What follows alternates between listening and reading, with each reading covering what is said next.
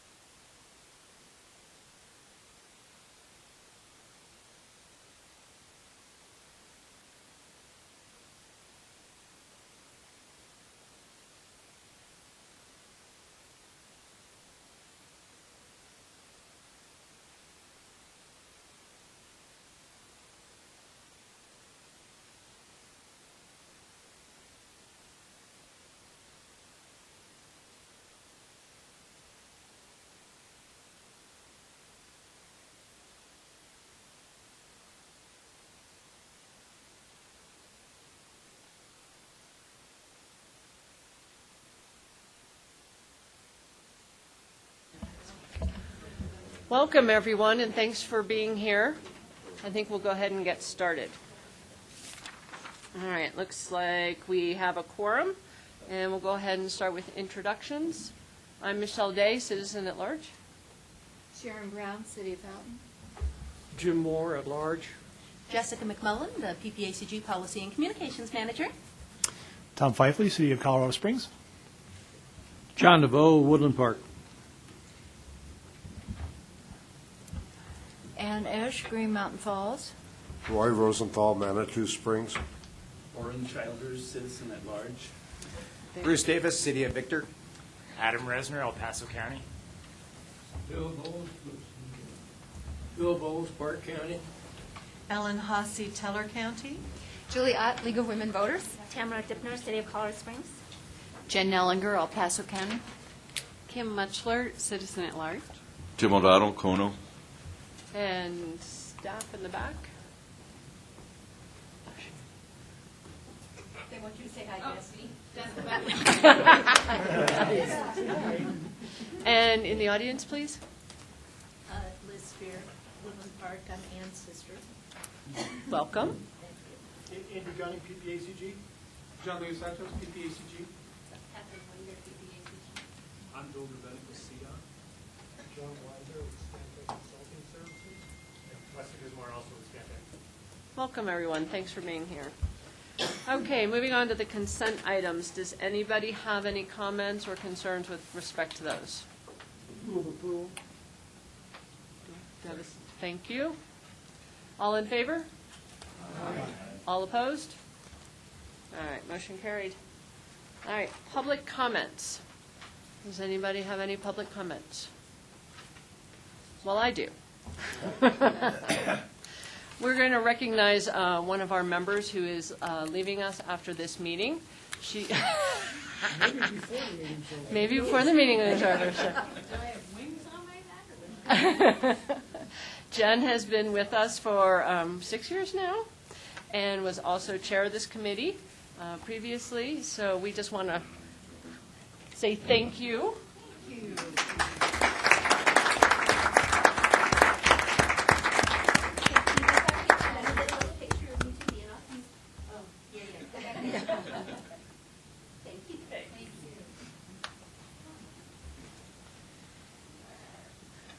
Okay, anybody else?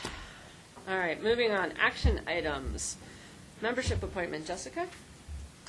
So we are, I have to get to it, sorry. No, sorry, I'm moving quickly here. Thank you. We are very excited to get our replacement for Jen, who is abandoning us because term limits are terrible. And we are glad to welcome Adam Resner to our PPACG board, CAC board. Sorry, guys. English, not me. It's the Community Advisory Committee. Thanks, Jim. So this is an action item to accept the El Paso County appointment. Does anyone have any questions? Go ahead. Jen?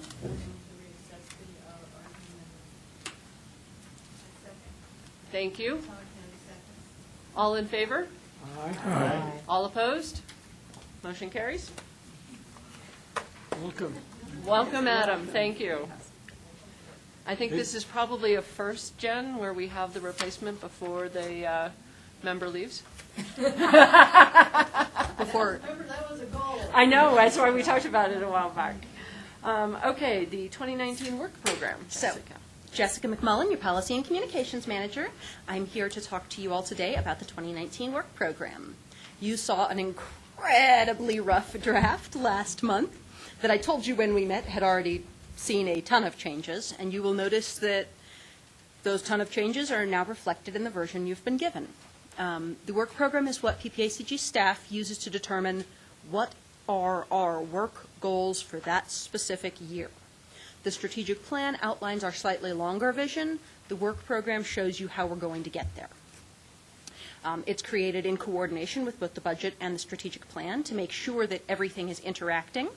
And the key initiatives that are anticipated for 2019 are the 2045 Transportation Plan adoption. That will happen at the end of 2019. Transportation planning support in non-urban parts of the region. Travel model assessments. Information sharing collaborative, area agency on aging, new opportunities, partnerships and funding, joint land use study implementation. You will get to hear about the joint land use study when it will also be finalizing next month, and you should all have received an email from me with how to provide public comment, which you should have not only filled out but sent to every human you know. Right? Right. Okay. Water quality management plan update, what we've been casually referring to as the 208 plan. Legislative priorities and advocacy, Census 2020, the complete count, support and coordination. Area Agency on Aging just completed their 4-year plan and submitted it to the state, so we'll be working on the beginning of implementation. Working with DOLA mini grants to help make sure we get those out to our members. Building improvements here at PPACG, ADA and safety related. A senior information portal, and reestablishing regional air quality discussions. Does anyone have any questions on the program? I had a question about the scope of the Census 2020 proposals. Microphone. Oh, I'm sorry. I had I've usually not had that problem. Had a question about the 2020 census involvement and exactly what the role is. So we are a partner in the Pikes Peak Region Complete Count Committee. Okay. We are working, our lead on that is actually Sarah Johnson, the City of Colorado Springs City Clerk. Okay. But we are working in coordination with them to facilitate different committees and to assist in that. So how that is going to work is I, here at PPACG, will be working to get committee members and help them engage their sections of the community to make Okay. sure that we're reaching some of the examples of that are business community, nonprofit, faith-based, minority. There's 9 different sections. I'm sorry, I don't remember them without thinking. And that I can't do today. Nicely, but I could look it up. So it's using these volunteers to engage the community to participate in the census? Yes. Okay. We will be working in close coordination with the new census regional coordinator, who is beginning very soon, as the one they had in place moved on, and so they're in position, in process of replacing them and getting that new person trained, who will begin working with all of us to make sure that the census is providing us with all of the tools we can to make sure we get a complete count in our region. Okay, I have a question. On the insurance program for the aging and disabilities, PPACG is the lead agency for 10 counties? For the state health insurance program, Yes. we are. Wow. Our SHIP program is, if you guys ever have a question relating to Medicare, the place you come for information that isn't It's trying right to sell here. you anything It's is up to date, is today, our SHIP counselors. They are amazing experts. But how does that, I mean, my gosh, some of these are really remote counties. I mean, there can't be a representative there, is it? They are all based here Okay. and travel out to the different regions based on request. On And request, we okay. also provide, Okay. the state also provides a toll-free line that Got it. connects them directly to here so they can call in for services. Just to share that most of the information with all those other counties is done by phone, just because it's way too far for somebody in Alamosa or down in that location to drive Lake, up here. yeah. But they do send representatives from this office to do meetings, like the meetings that they have here on a monthly Right. basis, to introduce Medicare to the people just turning 65 and things like that. So it does seem to cover that general southeast corner of the whole state satisfactorily, but it's a huge area. Yes, it is, and remote. Remote is the, wow. Yeah, okay, thank you. Is the hotline that's the main source of communication if you're remote? Have we considered just a little bit more technology and then having a tech support for the We are working very hard on that. Right now, the dilemma with that is that those rural communities do not have access to internet. Okay. Or they have very Oh, geez. slow broadband or dial-up speeds, Okay. which means that those technological opportunities are inaccessible to them. So we've got them, but they don't. Okay. And that That's is something something- that you guys are looking into. One of the major initiatives that was even mentioned in our strategic plan is telemedicine and the access to rural broadband for the purpose of providing medical. Medicare advice is part of that. And along with that, even folks that are not super rural, and I don't work for Uber or Lyft, but I just feel like if we can get our senior citizens up to speed on that opportunity, I feel like, can we do something like that? And then just, a lot of them have smartphones, so. Well, and that's a good portion of the reason why our SHIP counselors do go out to the more rural areas to present the Medicare 101 that they do every third Monday here at PPACG. And they do that so that people know what the resources are, get the basic information, and then can get more information. During Medicare open enrollment, they do also go out they were in Salida and Walsenburg this year, to be in a closer place for the folks who are remote. But continuing to see what we can do to improve every year. Okay. Go ahead, Ellen. Thank you. Ellen, Carter County. Just curious, on this list of initiatives, they're wide-ranging and impressive for your work plan. Will we be able to have some updates during the course of the year, including one of the topics we were just discussing? It's fascinating outreach into areas that are more remote. And the answer is yes, we will be planning to provide updates. A lot of this will actually be provided as updates more through our strategic plan matrix updates. Because they are so tied together, they may not be separated out as work plan versus strategic plan updates. It will be, here are the major PPACG initiatives, and here's where we are. Good question. Anybody else have any comments? Go ahead, Julie. Not really a question, but just a couple of notes. This is so much easier to read than the original draft, but there are still a few formatting issues, and you probably already know about them, but some of the beautiful boxes are cutting off some of the text. So on my copy, I just made note, I'll get it to you. But we're also referenced to Citizen Advisory Committee, twice at least, and I make this mistake, so I can totally relate. But I circled those for you, too. And so as we move and approve, if it's okay with the committee, that we just understand the little things like that might be corrected, I'm good. So, thanks. Thanks, Julie. Observation. Please do. I'd like to echo Julie's comments. I find this much easier to follow, and I know we talked about this a month ago about the format and things like that. I just kept reminding myself this is still a first shot, and we need to be prepared to see this change, maybe radically, as the staff is living with it and then reporting out to us as to what is really workable and is not. I think Julie's got it right. Some of these lists are very daunting in terms of some of the goals that have been laid out. So, good luck. Thank you. Okay. Can I ask one more question? Yes, please, Ann.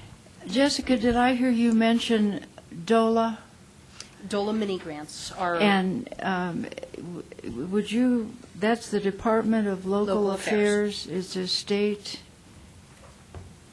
something? It is a state department that works, has budgeted and continues to budget money to provide to local governments and municipalities for smaller projects rather than making them deal with it on their own. A great example is the city of Woodland Park used a DOLA grant at the beginning of this year to redo their website.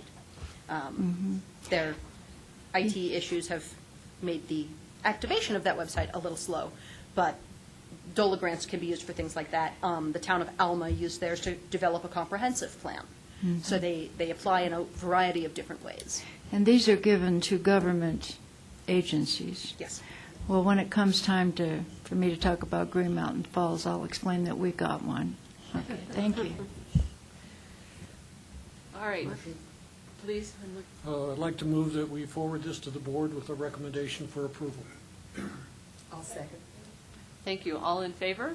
Aye. All opposed? Motion carries. All right. Tip amendment number 4, Catherine Winger.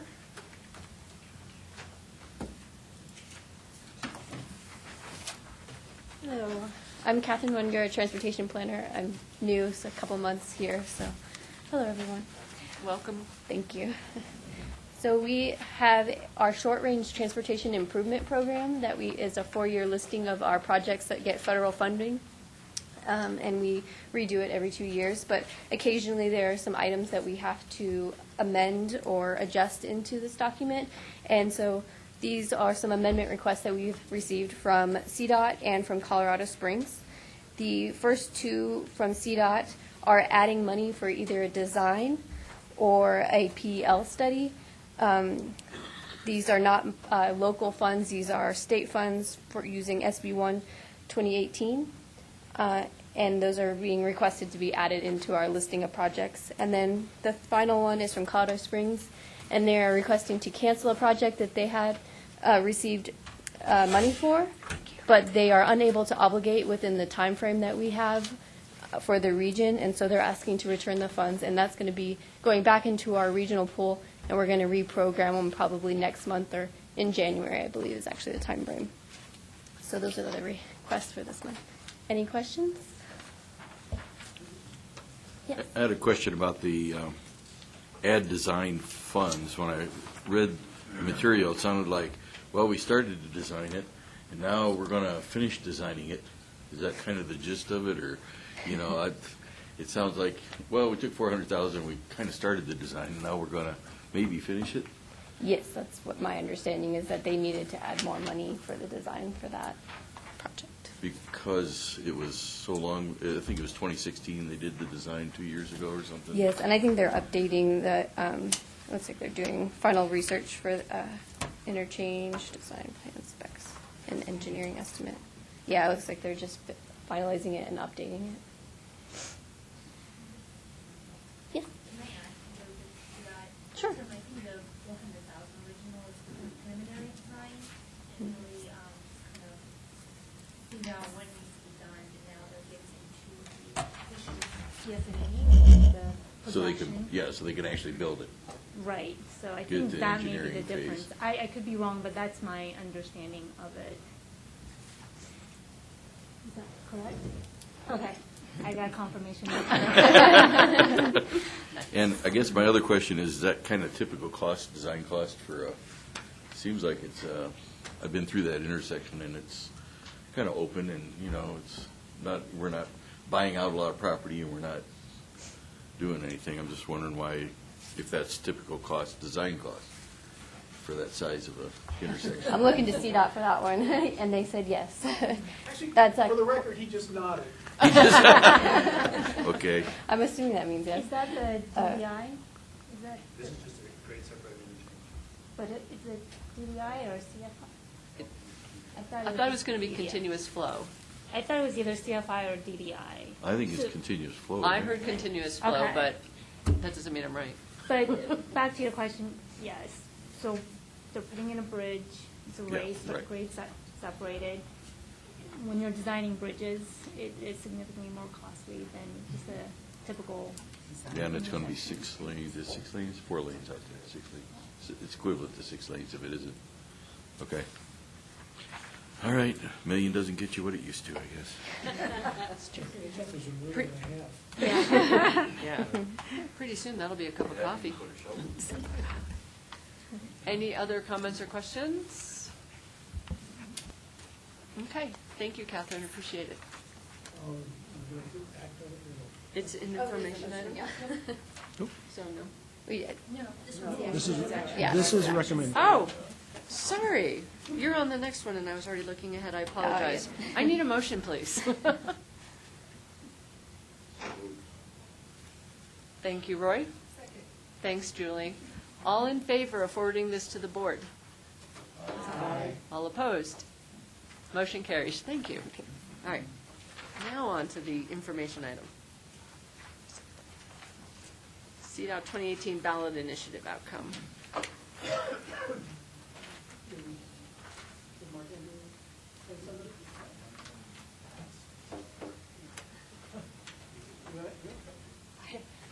So we were supposed to have a CDOT representative here for these, but they are not here. So we'll just say that both initiatives did not pass for these funding initiatives. And so they're going to be discussing internally and moving forward from there, and we'll let you know when we know more as well. So there's not actually too much to discuss about it, but they did.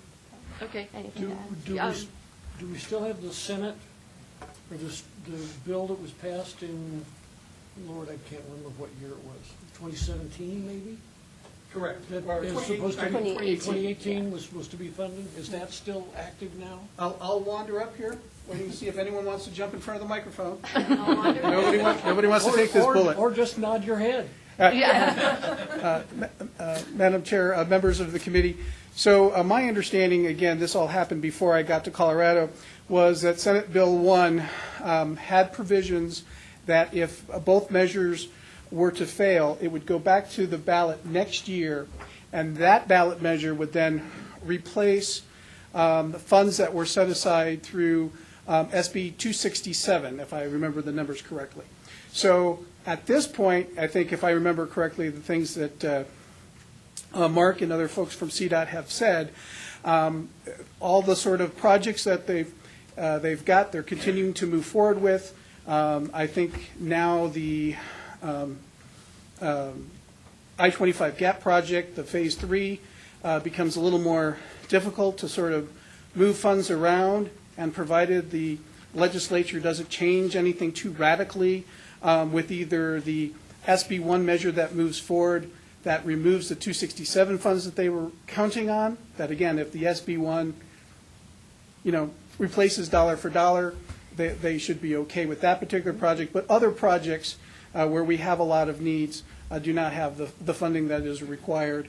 And so they're sort of taking let's see what the legislature is willing to do, see what the new governor and his cabinet and leadership are willing to do, and sort of a kind of a wait-and-see approach. But both of them have initiatives did not pass, and at this point, we're waiting to see what happens with the SB 1 ballot measure and what impact that would have on 267. So not just a head nod, but an excellent. May I summarize what I just heard? Please. There's no money until maybe we look at a ballot issue in 19.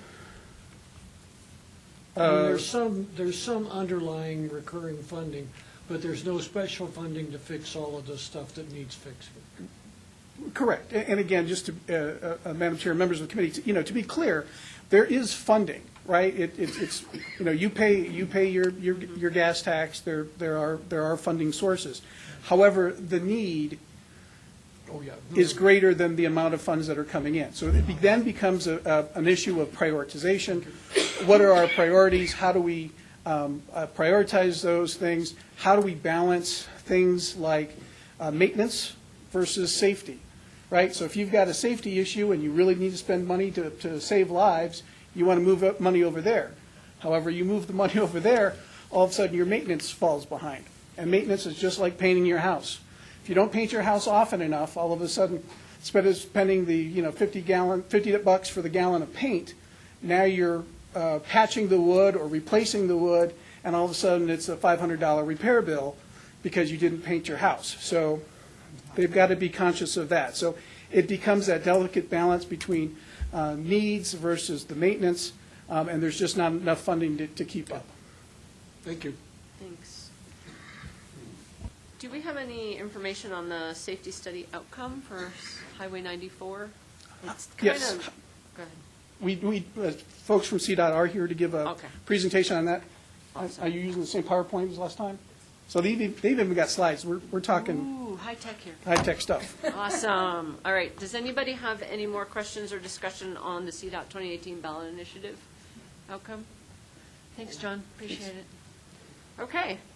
Whoever would like to come up and talk about State Highway 94 safety outcome.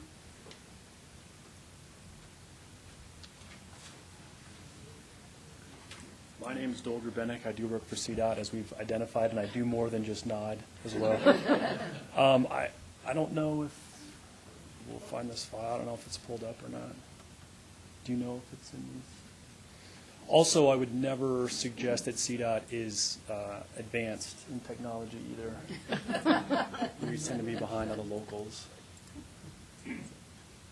While she's doing that, so a little bit of background is about, for the last 9, 10, 11 months, we have been studying the State Highway 94 corridor. Who here has actually driven on the 94 corridor? Okay, all right, quite a few of you. All right, yes, that's what we get a lot of. I was not familiar with this corridor when I got assigned this project, which was actually really good because I got to come in kind of blind and open to whatever data was revealed. And, we heard a lot from Schriever Air Force Base, which is really the main use of the corridor. And you would not believe it, but all of the airmen are also traffic engineers. And so we got lots of feedback from them about their thoughts. And it was very helpful. We worked with the wing commander. We got some great information. We got their their long-range plan for the next several years. They have some more troops coming in, they have some growth. We factored that in, and we really try to understand what's going on out in the corridor. Now, just for a show of hands, who thinks the corridor is at capacity? Well, that's true of all of our roads. We usually talk about peak hour when we talk about capacity. So during the busiest time, is it at capacity? Okay, so right, so that's the perception. Okay, so what we realized was the data doesn't actually support it. So who has ever been to the landfill? There's the landfill's right there. So I'm an inquisitive person, so we were like, well, how many trucks are going to the landfill? So I called Waste Management, which is always fun, and I was like, hi, this is who I am, this is what I'm looking for, and I got forwarded and forwarded and forwarded and forwarded, and I finally talked to the gate person, the person that when you pull up with a load of stuff, she's there. And so I was like, hey, she's like, what? But I said, this is the information I'm looking for. And so it turns out that the landfill is open from 7 a.m. to 5 p.m., so it's open for 10 hours. And who can guess how many trucks a day can go in there? The consultant will give you guys $10 if you can guess it right. Well, who can guess how many trucks a day, on average, are going to that landfill? 50. Do I hear more? 75. 80. 80. It's like the Price is Right. 112. That's specific. Higher. Okay, I'll just save us all the suspense. About 205. Oh. So, I'm an engineer. I can usually do the math. So you have a 10-hour day. You have 200 trucks a day. That's 20 trucks an hour. That's about a truck every 3 minutes. So of those of you who have been to the landfill, what do you have to do to get to the landfill? There's a really important roadway characteristics right in front of that landfill. There's a giant hill, so we call it Trash Hill. So if you are a heavily loaded truck full of trash, are you going to go fast or slow up a big hill? So what we realized is, because I followed them, because I'm inquisitive and I like to follow trash trucks, is I followed the trash truck. And so what happens is, in that area, there's actually a passing lane, which is perfect, right? You want a passing lane. Well, when you are a heavy-moving truck, and you know that if you get into that passing lane, you will not be able to get back over because traffic's flying by you too fast. So what they do is they immediately pull into the fast lane and they turn their hazards on. Because by the time they get to the top of the hill, they're doing 25 miles an hour. So what we realized is the roadway is actually not over capacity per the metrics we use. We actually feel like it's about 50% capacity, which is something you don't actually want to hear. But there's other nuances of the corridor that we identified in the study that we worked with our consultant with that we think we can help address some of those nuances. One of which is when you have these heavy trucks, you move through the corridor in what we would call like platooning. So you have a big chunk of cars behind, and if you have a truck coming on average every 3 minutes, you have a platoon of cars coming about every 3 minutes. Well, if you're an airman and you're on your way to work in the morning, I don't know about you guys, but I'm always running late in the morning, and you get on 94 and there's nothing but prairie, you want to drive fast. And you get behind a heavy trash truck and you can't drive fast. And although we looked at we have pretty good traffic measurement, although you look at everything and they would only be getting to work a couple minutes later, it's the perception of it, it's the feel of it, I got to go, and people actually drive on the shoulders, and it's because of their expectation. So they expect to be able to go, I don't know, I'm not going to say the number because we have the data, but it's fast, on the corridor, but they can't because of these slow-moving vehicles and that kind of thing. So we actually shared this information with Schriever, and they kind of like you guys were like, oh, that makes sense. They really were like, when are you going to widen, when are you going to widen? And we said, actually, we think it's really more related to this heavy truck movement, these slow-moving vehicles. And so we are looking now at some options to address really specifically just kind of those truck movements. I mean, I think it's unrealistic to think that there's going to be a whole lot more going on in that corridor right now. So we're really trying to focus on what are the term we would use, like kind of what's our low-hanging fruit, what can we use, what can we get some money for to really get the most improvement we can on that corridor? I mean, we can't fix everything, but we can help the airmen get to work a little bit quicker, I think, in the morning. The other thing, yes? Is that the only issue? No. You have just shy, just to the west of Blaney, you have some junkyards, some U-Pull auto parts places. You have the dirt bike track, and so you have people pulling trailers and stuff, and there's no left turn lanes.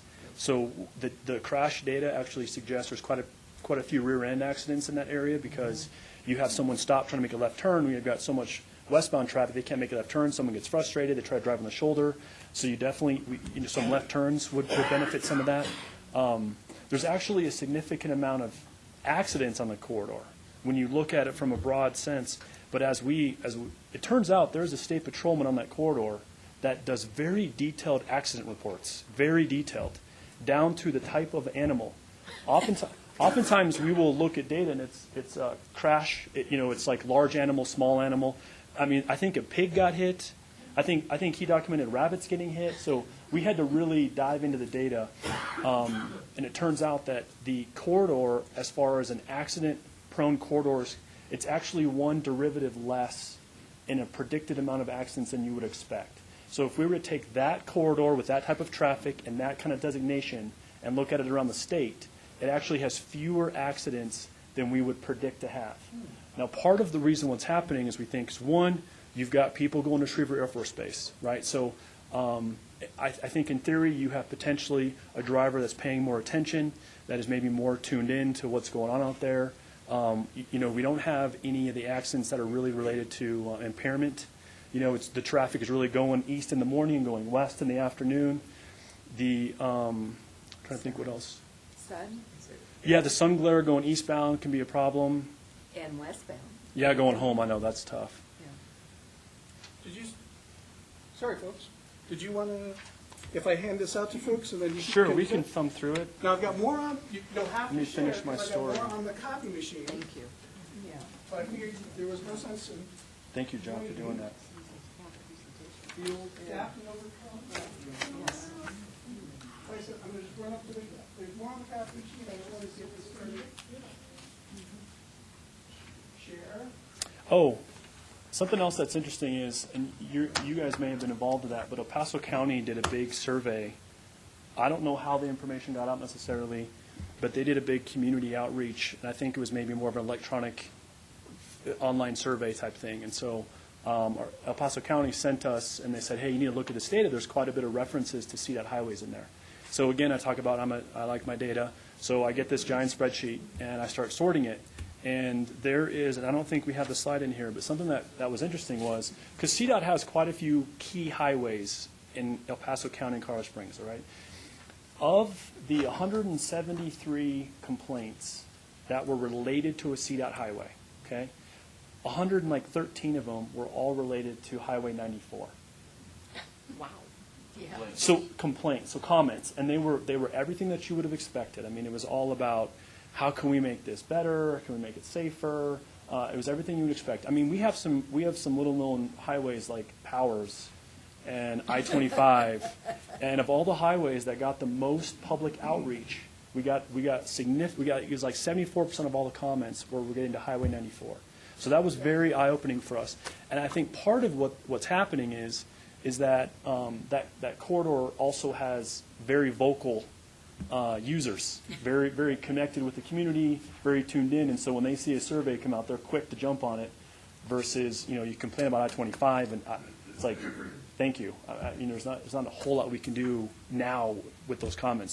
So as we got into this, we realized that Highway 94 has some challenges, but we are working, we're actually about to wrap up the report and just try to work and try to figure out what we can do to kind of help solve some of those, I'll call them nuances to the corridor.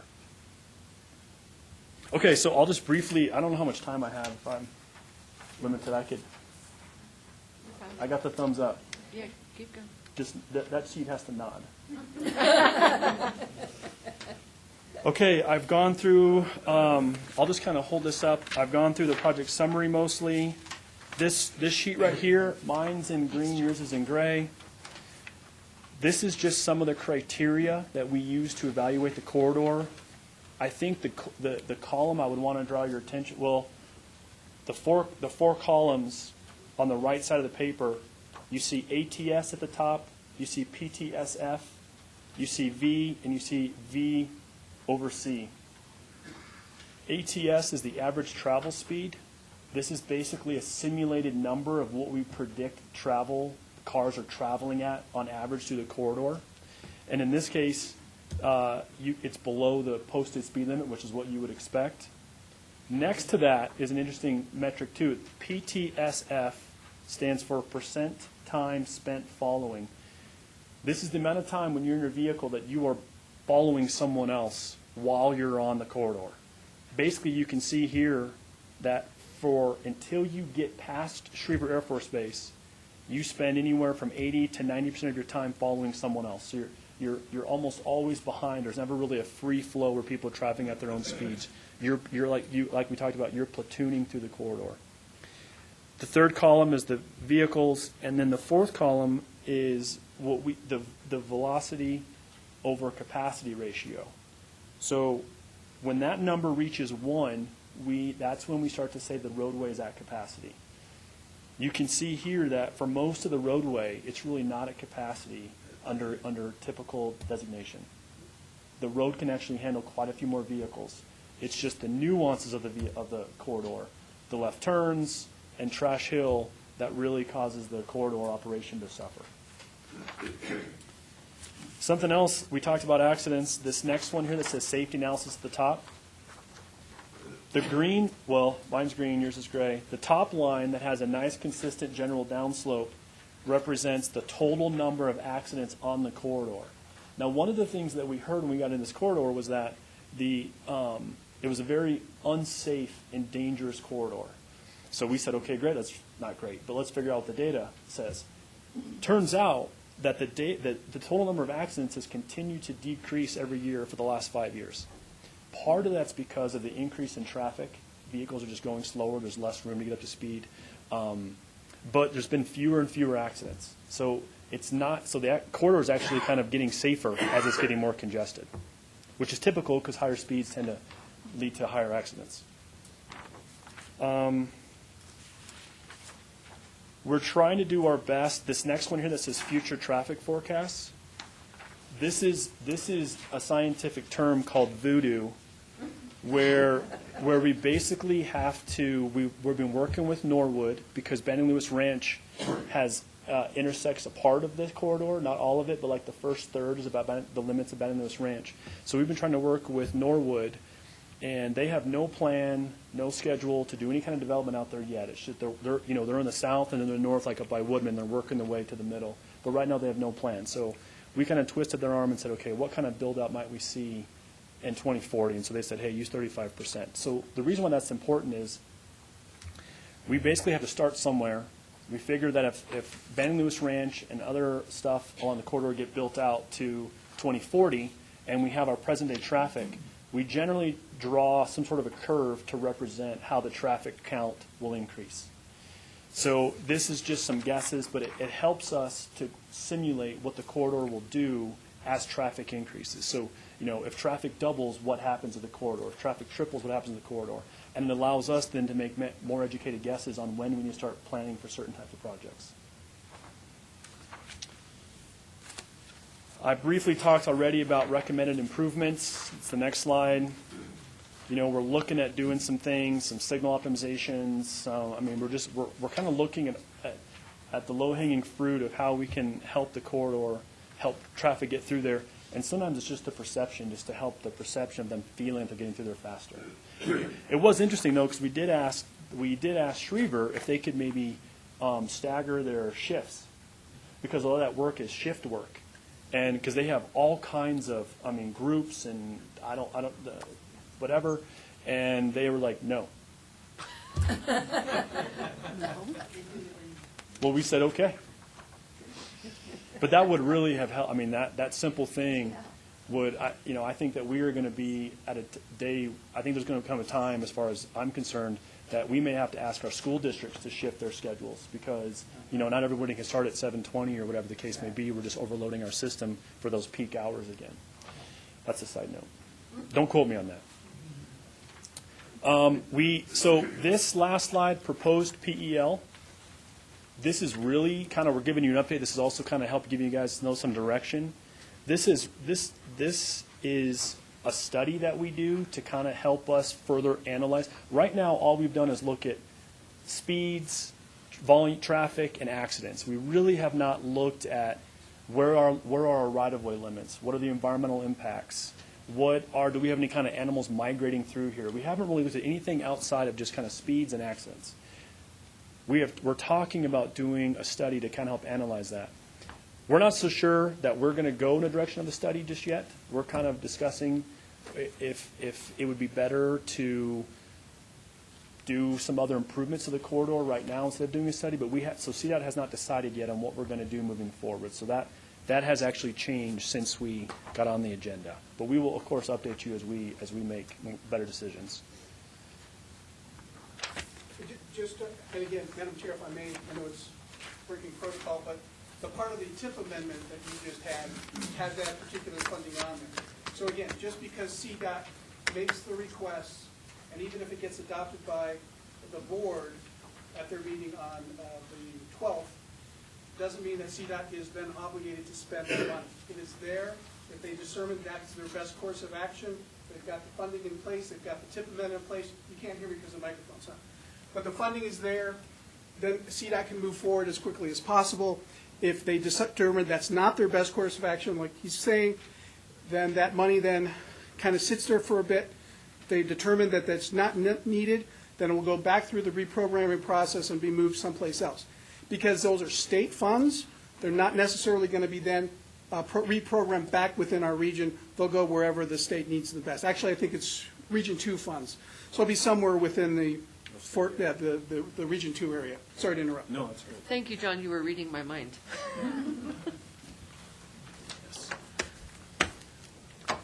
And I was going to say something. But yes, got questions. What's the life expectancy of the dump?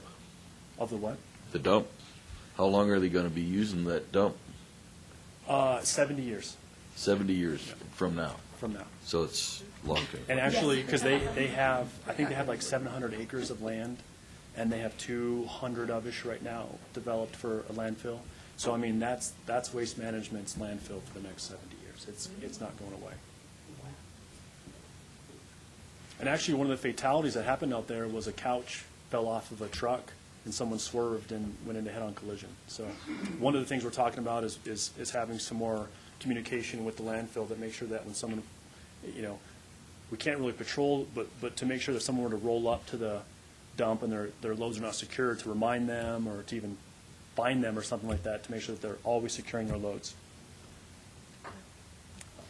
Ellen? A couple questions. Just to add to that statement, just for further clarification, that dump by Waste Management actually serves not only El Paso County, but Teller. Oh, okay.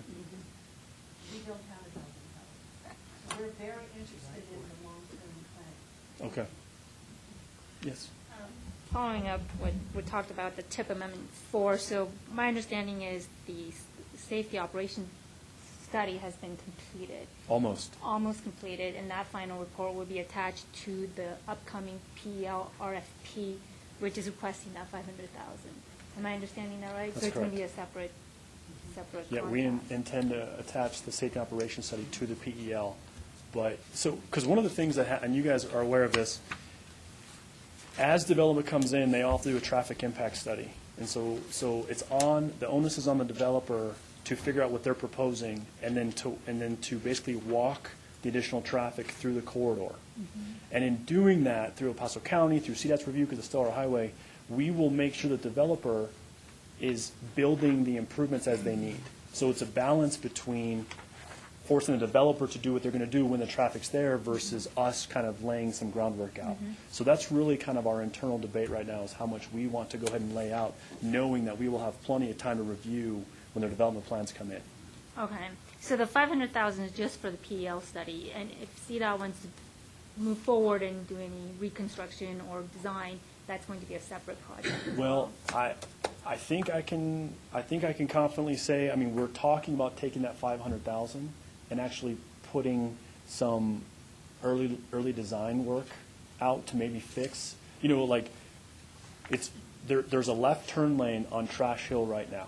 So the question is, what if we lengthen that left turn lane by 2,000 more feet? All right? So we ask the question, we have to now go and follow it through. Do we have enough right-of-way? What does it happen to drainage? Just to the west of Blaney, there is a real deep box culvert with guardrail up. And so it's like if we widen, how far do we have to chase those slopes? So we're just processing. If we do extend that left turn lane, what does it mean? What are the implications? And so the idea would be to take that 500,000 and to reappropriate it towards doing some early high-level design, to then figure out how much money we would need for construction, to then go and ask for the money, to then see if we could get that kind of improvements built. But again, you're kind of catching us in between this. We're in the heart of these discussions right now, trying to figure out what to do. Okay. And there still may be some iterative of environmental study to help kind of lay out the ultimate typical section, Right. and some of that kind of stuff. So your PL or RFP is kind of going even beyond to maybe some preliminary design and options and cost estimating? Well, I think it's maybe more of an either-or for us. I don't Okay. think we'll do both. I think we'll either look and decide to do some early action design for maybe that intersection, maybe some signing, maybe we look at adding in some left turn lanes, and so we widen out at intersections. Or we may look at doing some of the study, but we probably won't do both, Okay. is my hunch. John? Have you looked at having an intergovernment agreement between the federal government and Banny Lewis Ranch and local to throw the money together to Yeah. be able to get that to 4-lane? It's a great. I mean, the Air Force is spending $32 million to build a new visitor center. Maybe they can put a little bit towards that for helping out. No, it's a great, so from what I understand from that is, so a couple things. One, we haven't officially asked, because we don't know what to ask for yet. Sure. So we need to be doing, so we've identified some issues in the corridor. Now we know what we need to address, and now we need to decide how much and to what extent we're going to address them, and then we can try to put together our request for funding. Now, federal government used to have what's called DAR funds, Defense Access Road money, and that's actually how we built State Highway 16 south of town here, going into Fort Carson. From what I understand, as of like 2016, they're keeping that money now on the bases. It's for used mobility throughout the bases and not actually being allowed to go to local systems. But that doesn't mean we can't. We haven't officially asked. I think that Schriever has a big dog in this fight, and so they're a strong ally. We've worked closely with them, so I think that we just are we just have to balance so many perspectives and things, and then boil it down, and then, okay, this is what we want to do, type thing. That Milton Purdy Expressway was paid so they can get that quick response team from Carson out to the airport. Exactly right. And that's a real handy thing for everybody. It is, and of course, that was done, though, before their new Defense Action Road policy on their funds. So they gave CDOT a bunch of money, and we widened all that through there, but that type of money is now being spent on the basis. We've got an administration in Washington right now that would be much more apt to do that than we had before. And Colonel Grant, who's the wing commander of Schriever, is she will be a strong proponent of us to do this. So we're just trying to figure out, because we want to ask once and not, well, what about this and what about that? So we're trying to do that now. Thank you. Anybody else? Oh. Yes, sure. This is fun. She knows I'm always going to think of something to say. I want to thank you. This has been, to me, very helpful in shedding light on a process that can help come up with the right kind of solution when we are all squealing about what we think the right solution should be. I like John's thought about, making it 4 lanes, but what I've heard you say is that's not necessary. That there's something else that we can do that's going to cost a lot less that may help save this. Correct. But as a former Air Force person, I can tell you those guys that are in their cars that are 2 minutes late, their anxiety is sky high. The speed limit is irrelevant at that stage. Correct. And what's interesting is the gate. I mean, they will queue up at the gate 15 cars deep. So they're going to fly through our corridor to go sit in a 15-car deep queue, right? So it's like, he's like speed up to go sit at a stoplight. So it's really just kind of, I want to get to work faster as well. So we're trying to just work through the most efficient way to do it. All right, anybody else? Okay, Thank you very much. We'll get Jerry. Okay. Our JLUS program update, thank you. Took all your time, Brian. Trying to speed this up. Okay, I'll go real quick here.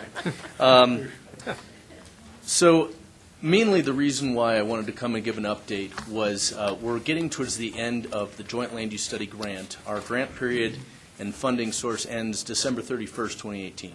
So we just have one more month, and we're at the final stages. What I have in my hands is a draft report that is now online on the PPACG website. It's 300 pages. After 3 years of work, this is what we have, a 300-page report that has about 20 pages of recommended strategies and actions. As this compares to other joint land use studies, actually, I better back up. There may be some people here who haven't been here the entire time we're doing this study, so let me back up a moment. The joint land use study was started in the fall of 2015, and the idea is that the Department of Defense Office of Economic Adjustment, that's within the Department of Defense, provides funding to communities that have a significant military presence, either through multiple installations such as what we have, or training areas, or they may have an installation that is closing down in other cases. And so the Office of Economic Adjustment will assist that community where an economic impact is felt by the military or lack thereof. With our area, obviously, we have 5 installations, the Air Force including the Air Force Academy. So Air Force Academy, Peterson, Schriever Air Force Base, Cheyenne Mountain Air Force Station, which is a part of the Peterson Command, and then Schriever, as we were just talking about, and Fort Carson. With that, Fort Carson is the 6th largest military installation in the country, so that's about 26,000 troops. With that, we end up with a significant proportion of our population that is either enlisted or a family member, and therefore the indirect economic impacts are significant for our regional economy. With that, the idea is that this report looks at how can community partnerships, local jurisdictions, other entities that interface with the military, how can we work together on land use and development related issues in order to preserve or support missions. So with that, what you just heard with State Highway 94 is a great segue into what this document gets at, because that is one of the primary issues noted in this study for Schriever's chapter, which is Chapter 9. And so within Chapter 9, if you get online and look at the draft report, feel free to comment if you see some things that you think are, oh, this is important, or what about this, or is this accurate? We have a comment form online for you to enter those things in. And please share this with others within your networks. Some of the primary items that have come out of this is that overall as a region, we're doing a pretty good job of working together with our military installations, and there's a lot of great partnerships out there. But naturally, there's always room for improvement. There's always ways at which we can coordinate better. And coordination was one of the things. We engaged some CAC members at various points in this study through the Communication Committee, which working group with Jim was on. We had a couple of CAC members, which I don't believe are still on here, who were involved in the Flight Training Air Force Academy working group. And then, Jen, you were involved with our this new Santa Fe Trail, and talking about issues surrounding that. So there's a lot of different issues within here, so we encourage you to read through this. So what happens next? Well, in mid-December, we're going to be having our joint land use study committees, our policy committee and technical committee, which includes other COGs. So it's not just Pikes Peak Area Council of Governments. We also have Fremont County, which is Upper Arkansas COG, and then Pueblo County, Pueblo area COG, are also involved in this process. So we've been engaging with them as well throughout the last 3 years. With this, the next steps will be those committees will vote to accept this report as complete with its recommendations. Nothing within this is mandate. It's not creating any regulations, ordinances. It's simply an advisory document to help community stakeholders to understand what are the issues with regard to military missions in the area, and that goes both ways, dealing with what is flying overhead, How are people being impacted by some military missions? That's part of this. And so there's a lot of different items in here. What will happen after this is that we are currently in the process of getting a grant for implementation funding, which would take a select portion of the recommended actions and strategies within this document and begin work on them. And the ones that seem to be most critical, and a combination of most critical and also low-hanging fruit. Because obviously if there's some items that are easy to knock out that are also going to be very helpful, well, we want to tackle those as well. So with that, starting in January, pending future funding, we should get another 18 months worth of funding from the federal government, and that'll assist with helping local communities and the military working together, including on Highway 94 where possible. We have a few strategies that are related to that, and obviously that'll be pending what the results of the safety study are. We'll see where it makes sense for our team to kind of facilitate discussions as needed. With that, let me see. Yeah, so at this point, that's where we're at with this, and hopefully I'm around next year if we get more funding. So with that, are there any questions at this point in time? And obviously, we'll continue to engage the CAC as there's items that come up that relate to engaging the citizens on certain items. And you'll see some things within the strategies that relate to that. So with that, any questions? Jen? Brian, when you're talking about implementation and the strategies, because I know the strategies are going for flight. Yes. And Santa Fe Trail, are you talking about then you as an organization go ahead and engage contractors to do these strategies, or how does that work? So what? Because you're kind of your own little pot. Yes. What we are, we basically function as facilitators where possible. So in many cases, what we were doing was identifying the stakeholders that need to be involved in the solution. So if it ends up being that we're the ones that just need to bring those stakeholders together and they are utilizing their resources in order to tackle it, then that's what we'll do. One good example of that is that we had I think within the last couple months, City of Colorado Springs was looking at the potential for extending, looking at a bike trail corridor going along, it would be grade separated along Voyager. And they wanted to, who do we need to talk with over at the Air Force Academy, because it's on their property, or it would be. And so they wanted to have that conversation and explore how that might work. So that conversation, I believe, is started. And so we were just there to kind of say, oh, you need to talk to this person over here, and let me connect you. And so some of it is as simple as that. We don't have funding to actually do the construction of the projects, but what we're trying to identify is we're kind of have an assessment of what is the breadth of this issue, where does it touch within our community, who are the jurisdictions and other entities that might need to be brought into a discussion. And so if we're able to understand what those pieces are, we can at least get people to the table that may not have known that there's a mutual interest out there. And so we're more of a facilitating function than anything else. Another item we may try and do is that if it all works out within our grant application, we're also going to see if we can identify other funding sources that we can then say, hey, City of Colorado Springs, El Paso County, or whatever other entity it is, we've identified this funding source might work for a need that you have, but also benefits the military at the same time, because many of these are not mutually exclusive. They're partnership opportunities. So that's another thing we can do, is try to identify some of these things that maybe there isn't capacity within the city or the military to identify those resources. So again, we're looking at ourselves as a facilitation role. So that's kind of what the function would be during implementation. Does anybody else have anything for Brian? Yes, Ann. Question.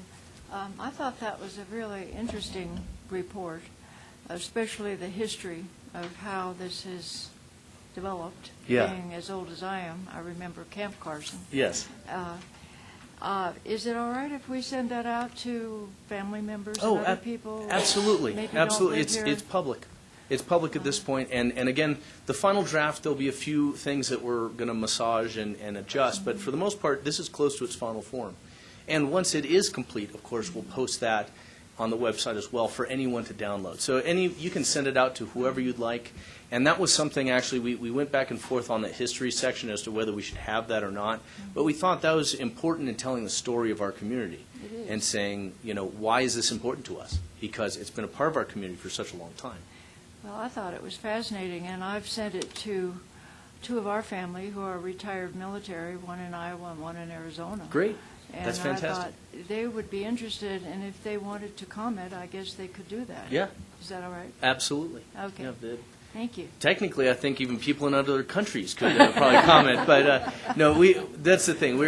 At this point in time, we've had comments from our committees, of course. Yeah. We've had, but not everyone. Most people have kind of said, no, looks good to us. Mm-hmm. So, again, nothing's going to be perfect here. This is, as I've come up with a new term, we weren't drinking from the fire hose, we were standing inside of it. But, it was a lot of information to put together, and there's so much going on in our community. Yeah. So much, especially right now with the amount of growth, economic growth that's been going on, that some of these things are a moving target. So there's going to be some things in there that may be slightly outdated already. But we did our best to try and capture as much as we could and get a wide breadth of what's going on in our community. And therefore, afterwards, there may be opportunities going forward to really go more in depth with a particular issue. And so, these comments that we're getting will help out with just tweaking this document at this point. And so we understand we may get some comments that, how about going further into this? Well, we may be able to look at that as a future project. So, but I appreciate you spreading that around. So. Well, yeah, if people just understand the problem, they'll be more aware of what we need, and maybe they'll write their congressman or their senator as a person. Yeah, and this is a community tool for everyone from an Yeah. individual citizen up to mayors and Children, county commissioners. yeah. So. Okay. Yeah. Thank you. Thank you. All right, thanks, Brian, I All right. appreciate it. Thank you. Jessica, you're up again. Stand up for another one. Dang, you're busy today. Hello again, everyone. Jessica McMullen. So, as we brought up a little bit earlier, the 2020 Census Pikes Peak Complete Count Committee is going to be an activity we are engaging in. To answer the question that I fumbled earlier, the subcommittees that currently exist are business, media, education, health, military, faith groups, minority groups, arts and cultural groups, data, nonprofit groups, neighborhood groups, and regional government. Currently, the setup is there is a chair and/or chair and vice chair for each one of those groups that sits on one big Pikes Peak Complete Count Committee. Census Complete Count Committee. It's PPCCC, and it's really hard to think. That group has met, has introduced the chairs and/or vice chairs of each of those groups. Those individual subcommittees are now trying to get members for each subcommittee. So a great example, the business group is going to be reaching out to businesses and trying to figure out how do businesses get all of their employees to respond. To the media, how do we get our media outlets to provide coverage for census so that everybody knows to respond? How do we use our school systems, college and primary, to get people educated on the value of the census and get them to respond? So each of these groups is working on developing their own group. The only one that you may have, if you are interested in any of these, please let me know. The one that we are most closely involved with is the regional government one, where the subcommittee is designed to try to get people from each region so that we can connect those people to each of the other subcommittees. Our Woodland Park Chamber of Commerce is not currently represented on a committee. We're going to work on it. We're going to work on it. So part of our role as the regional government committee is going to be to tell that business subcommittee, you got to get someone from Woodland Park, you got to get someone from Tri-Lakes Chamber, you got to get someone from the Fountain area, so that people really do try to be less urban-centric. I'd like to say thank you for that. You've all heard it a number of times already. There is a huge amount of money that we get or lose based on how many people respond to the census. If we can get a complete count, our community greatly benefits. For every person we miss, it's not great. Just because I had one neighbor, former cul-de-sac, and she wanted nothing to do with the census because I don't think there's a perceived privacy protection for somebody that participates.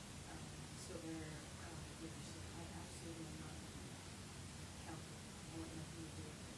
So I don't know if they're gonna start rolling out some kind of campaign to let you know what they will or will not do with that data, how it's used. That is going to be one of the roles of our complete count committee, is trying to make sure that the census has already been telling people for forever, your data is completely aggregated, none of your individual data can be accessed for a very, very, very, very, very long time until it's pretty much become historical data for genealogical research. And so part of our goal will be, how do we communicate that information? Especially the citizenship question that is still undecided whether it's going to be on the census or not. Again. So, Again. yeah.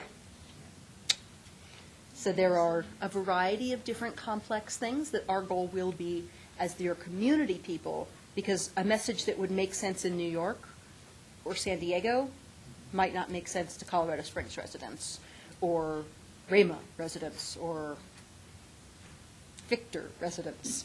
And we want to make sure that we are communicating to our area so we know why we should do it. Do you know if anything's being done where the resistance points are identified in our community? I think Jen's hit on part of it, the privacy concerns that people have, and then the publicity that's gone out about the citizenship, which I find misleading, but that's a whole different discussion. And the committees for business and education are both going to be taking on some of the biggest parts of that specifically. Okay. Any other questions? Yes, Tim. Do we know if it's going to be the traditional door-to-door? It is not going to be. They are going to send you a postcard that says, go online or call this number to fill out your census. Their goal is to get as much response as possible from that. After a certain amount of time, if you have not responded, they will send you another one. And then after another certain amount of time, they will come door knocking. But Right. Jessica, the total count is that my recollection from earlier discussions was there's two parts to the census. There is a kind of short thing that says, who are you, where do you live, how many people in your household, do you have running water, electricity? But then there's also a long form that is not done to everybody. Am I correct, or have I so those screwed are something two up? different forms. That long form that many people actually have seen recently is American Neighborhood Something, that is done on a regular basis, that is a deep dive into people's lives and habits and a great deal of information. It is separate from the census. But we may actually, one of the points that we are expecting to hear back is, but I already filled something out. Because we've had a couple of people tell us as we've been preparing the committee, but I filled this thing out. I'm like, yeah, that's not the census. Census is in 2020, sorry.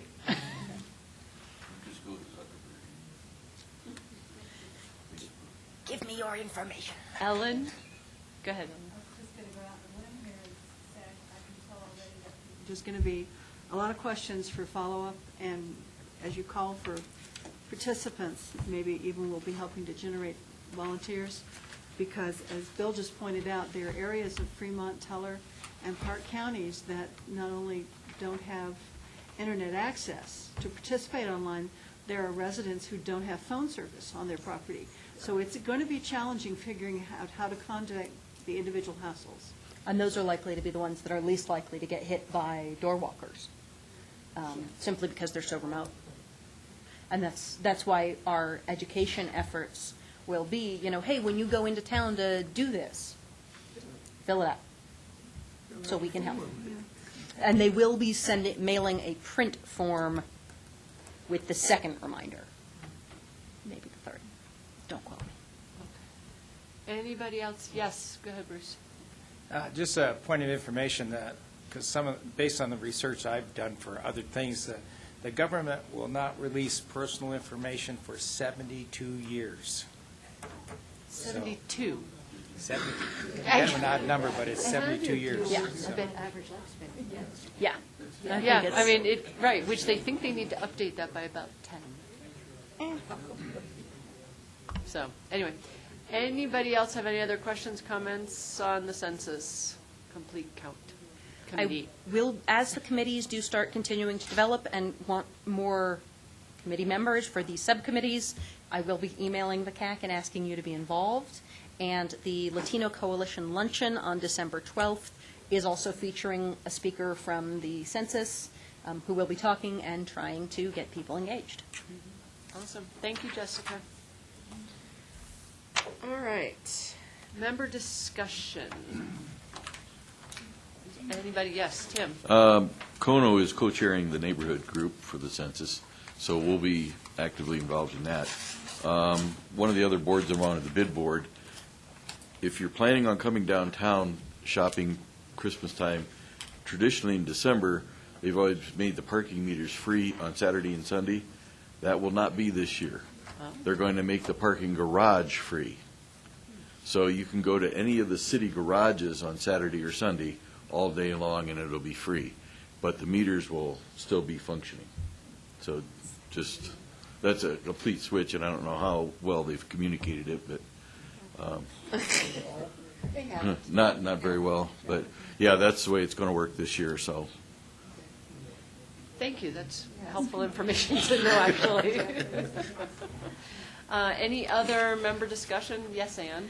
I would just like to, is this when I can say something about Green Mountain Falls? It is. Okay.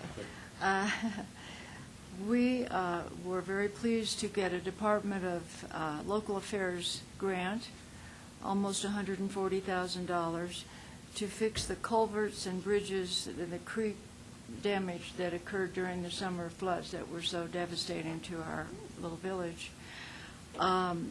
There were 4 ballot issues that were local. They all passed. Green Mountain is reducing its Board of Trustees to 4 because it's getting very hard to get volunteers to be a trustee.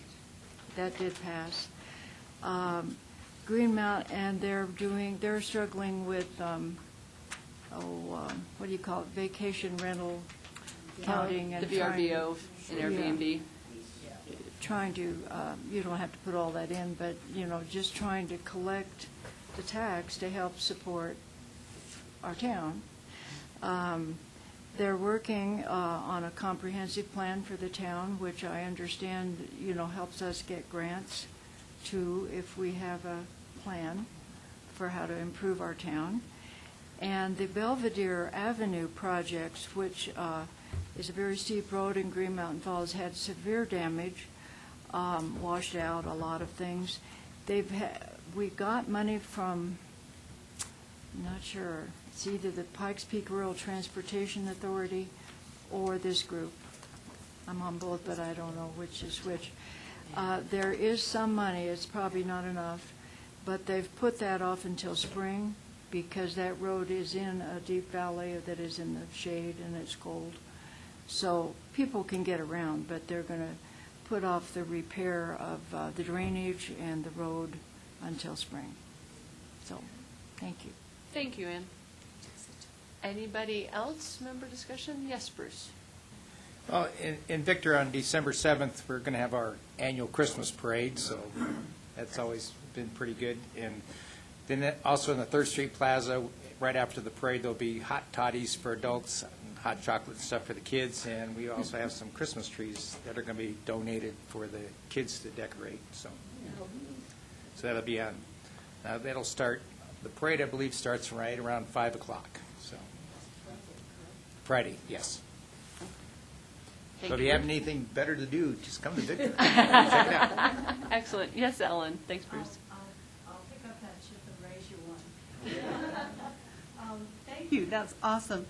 Saturday, December 1st, City of Woodland Park has their annual Lighter Side of Christmas Parade. Please come up. If you're not busy in the morning, come up for breakfast with Santa in Woodland Park, hosted by the Kiwanis and the Chamber, etc.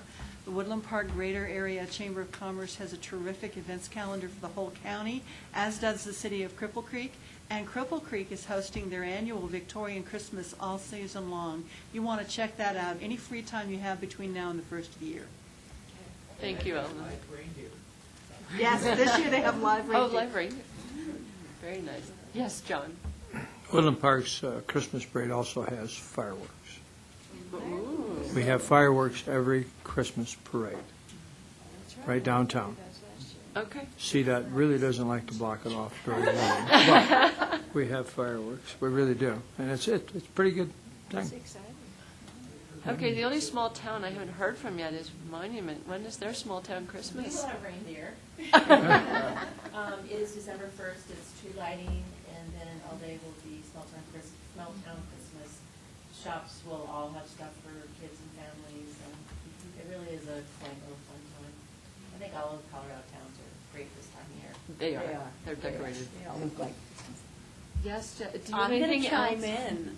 The town of Monument the town of Palmer Lake did their star lighting on the 24th, and the towns of Calhan and Rama are doing Christmas parades and events on December 15th. Okay. That will be in our newsletter going out next Monday, so if you want details on that, look in the newsletter. Awesome. Thank you. Anybody else?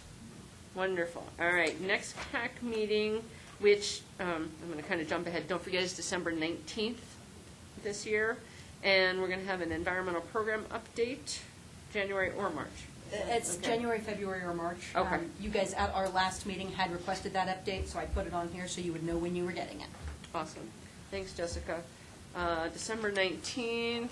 Anybody have anything else before we adjourn? All right, meeting adjourned. Thank you all very much. Sorry to everybody that had meeting on November for your